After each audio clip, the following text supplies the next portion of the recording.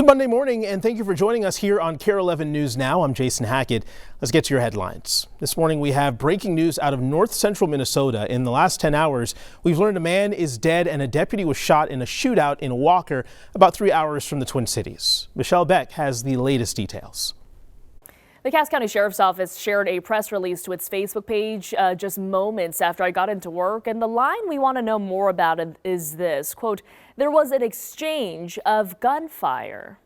1088, we got an officer hit, shots fired, 1088. So even dispatch audio doesn't make it clear who shot first in this deadly incident. It's now up to the state BCA to share its findings. So far, the Cass County Sheriff has said the incident started with deputies responding to a report of gunshots near homes just after 4:30 yesterday. The sheriff said deputies tried to get in touch with a man who was walking in the area, but then he ran off and had deputies chasing after him, and that is when the gunfire broke out. The sheriff says the man died on scene and that a deputy was shot and airlifted to a hospital. Other deputies involved are now on leave as the investigation seeks to learn more. Back to you. Michelle, thank you. Right now, flights across the country are back to normal. That's after the FAA lifted the government shutdown-related cuts just before 6 this morning. The FAA put out a statement saying it lifted the flight reduction order after seeing a decline in staffing shortages at air traffic control facilities. Today at MSP, 0 canceled flights and 5 delays total. That's according to FlightAware. We spoke to travelers this weekend who confirmed their flights were pretty much on track from the day after the shutdown ended. We'd rather have a delay on the flight than getting stuck in traffic and being worried about missing a flight, so I'm not worried too much at all. We've had some friends that were flying ahead of us that their flight was canceled, so we were a little nervous, but it worked out. We had really no issues this whole weekend and anytime. So the restrictions are over, but the FAA says airlines aren't in the clear just yet. The agency says it's investigating reports of air carriers that didn't follow the flight reduction directive. They're reviewing those reports and possible penalties. An unexpected reversal coming from the White House overnight. President Donald Trump now calling on House Republicans to vote to release the Epstein files. According to the president, he has, quote, nothing to hide surrounding the late convicted sex offender. NBC's Alice Barr is breaking down the latest details from D.C.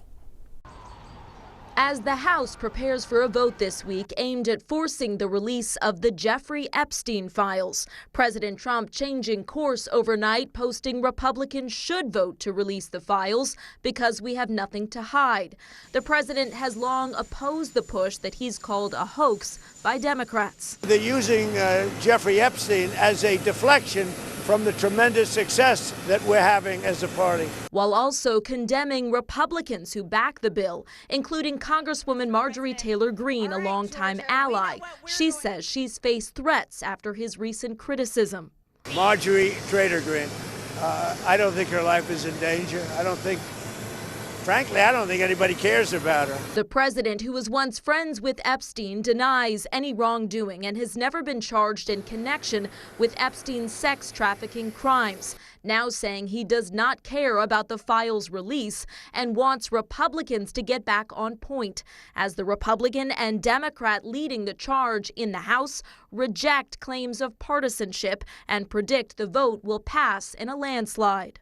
I think we could have a deluge of Republicans. What we're asking for is justice for those survivors. So it's not about Donald Trump. Survivors of Epstein's abuse preparing to rally at the Capitol this week, urging lawmakers to remember their stories. I would say, please remember that these are crimes that were committed against real humans. Pushing to move past politics to accountability. President Trump has now directed the Justice Department to investigate Epstein's relationship with several prominent Democrats mentioned in a trove of emails a House committee released last week that also referenced the president, including one from Epstein saying that he, quote, knew about the girls. The White House denies it, stressing the convicted sex offender was a known liar.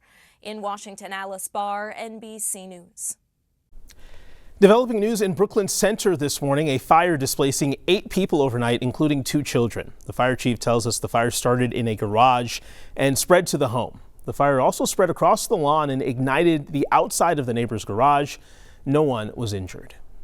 Developing this morning, the Minneapolis Fire Department is investigating after a dangerous fire at an auto repair shop. This was the scene around 7 last night near Lowry Avenue North in the Cleveland neighborhood.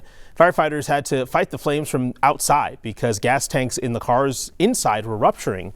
A Minneapolis deputy fire chief says when crews got there, thick smoke and fire was coming from the overhead doors and the office. Based on the amount of fire that was in there and the smoke that's coming out of there, I gotta believe that there's a significant amount of damage. One person was inside at the time, but thankfully they got out safely. It's not clear what sparked that fire. Today we're getting an update on Reverend Jesse Jackson's condition. This comes after inaccurate media reports spread yesterday saying Jackson was on life support. According to his family, the Reverend is doing okay and breathing on his own without help from machines.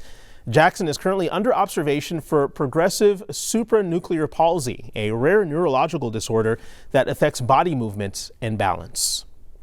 In a little more than a month, the city of St. Paul will welcome Kali Herr as its new mayor. Herr will make history as the city's first woman and Hmong American mayor. Our Raya Katene sat down with her to talk about what her first steps will be when she takes office. In January, St. Paul will have a new mayor for the first time in 8 years. And while Mayor-elect Kali Herr won't officially assume her role until then, she says the work has already begun. Herr says revitalizing downtown remains a top priority, and she believes building new partnerships will help. Yesterday I met, with the Japanese consulate and talking about the businesses that could come to, the state of Minnesota. And specifically I said I want it in my city. Herr also says building more affordable housing will be a big focus, and she's in support of an urban wealth fund. That means making use of underutilized public assets like land and buildings to bring in revenue for the city. So whether it is the commercial properties in which we build housing and we build commercial on it, or the 1,600 properties of residential that are vacant right now, that we put those assets to use and start creating property tax use for them. In 2019, Herr was one of the first 2 Hmong American women elected to the Minnesota House. She will now be the first Asian American and first woman to lead St. Paul as mayor, where she'll be working alongside an all-women city council. We don't expect, when it's an all-men council with a male mayor, that everything's going to go really well all the time. And so I hope that people don't put different expectations on an all-women council and a women mayor, because we will very much so, we all have strong opinions and we may at times not agree, and I hope people give us the grace to allow us to do that. Herr will resign from the Minnesota House of Representatives on Monday as she prepares for her new role. Raya Katene, KARE 11 News. Well, this morning we are learning you may pay a little bit more to send your mail. The post office is looking at hiking some of its prices. Last week, the Postal Service's Board of Governors approved cost increases for premium services. So priority mail will go up nearly 7%, with Ground Advantage jumping up nearly 8%. Prices for regular mail services like first-class stamps will stay the same. The new costs are set to roll out in January. A recall alert you need to know about. More than 100,000 hybrid Jeeps are being recalled because of an engine issue that could cause a fire. According to Stellantis, the engines could be contaminated with sand from the casting process. That sand can damage the engine and in some cases start a fire. Federal safety officials say drivers might hear a knocking sound under the hood. The company says owners will get notification letters by the end of December. This morning, a huge upset at the Winter Olympic curling trials in Sioux Falls, South Dakota. The historic run by Team Schuster is over after 5 Olympics. They've been eliminated and won't be going to Italy. Now, take a look at this emotional moment. 5-time Olympian John Schuster hugging his kids after the loss. Our Alicia Lewis says his young sons had tears streaming down their faces. Schuster was trying to become the first curler to appear in 6 games, but his team fell short. The final score here, 7-5. So here's what the teams had to say after the match. These guys are very, very ready. So, my advice is just keep curling like your game. And, a curling game's a curling game's a curling game, whether you're playing for finals, Olympic trials, an Olympic, gold medal game, an Olympic qualifying game. All you can do is pour everything you have into what you're doing, whatever you're doing. You dream about winning this event for years and years and years, and, you're practicing for this, and hopefully more too. So it was kind of a surreal feeling in the last end there. They deserve the world, and all the teams here deserve the world, in my opinion. So it's kind of a tough day at the same time, but honored to have played them and maybe continue to play them. Wow, a history-making night there in Sioux Falls. Meanwhile, a new collab This morning between Targets and Starbucks, offering exclusive holiday drinks available at the retail locations. A new frozen peppermint hot chocolate can be bought exclusively at Starbucks Cafe inside Target stores. The two companies are teaming up for the first time, but the collab comes amidst some falling sales here. So if you're a member of Target's paid loyalty program, you can buy your exclusive drink starting today. For the general public, it will be available tomorrow. Make sure you stay with us. More news and weather coming up right after the break.